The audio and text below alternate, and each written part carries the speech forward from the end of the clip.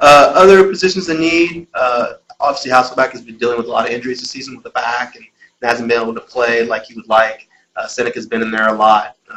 Maybe it's time for Seattle to take a quarterback to kind of groom for the future. What are your thoughts there? I think who are some guys that they could possibly look at if that's the way they want to go? Again, it's going to be all conjecture because there's not going to be there's not going to be a quarterback taken in the first round, perhaps even the first first 2 rounds. It's going to be a senior quarterback. I mean, it is as bad of a senior class of quarterbacks as I've seen in 10 years of scouting.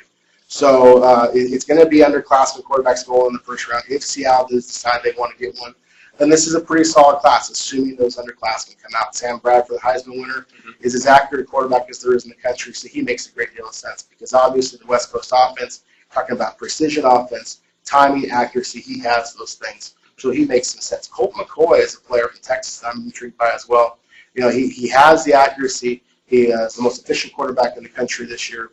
Had a chance at the Heisman Trophy because he was in the head-to-head. He beat Oklahoma.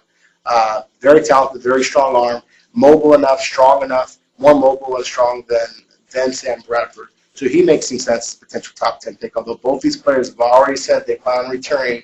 We'll see when the NFL Advisory Committee tells them they're a top 10 pick, and that money is looking at them in the face.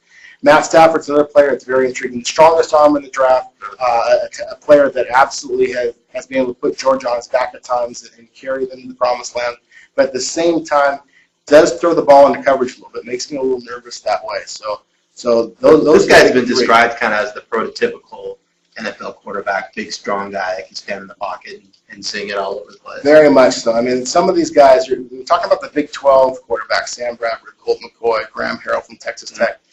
It's a lot of spread offenses. It's a lot of offenses playing against really marginal defenses, to be honest with you. And they're kind of taking advantage of the system and being able to put up ridiculous numbers. Stafford, being a pro-style quarterback at Georgia against SEC competition, has been able to make passes consistently throughout his career that there's no other quarterback in the country can make. I mean, he absolutely can rifle the ball in there. He reminds me a lot of young Jay Cutler, back when Cutler was back at Vanderbilt. And so there's a lot of things I like about Matt Stafford. At the same time, the fact that he does, like Cutler, is willing to throw the ball into coverage a little bit because he does trust his arm.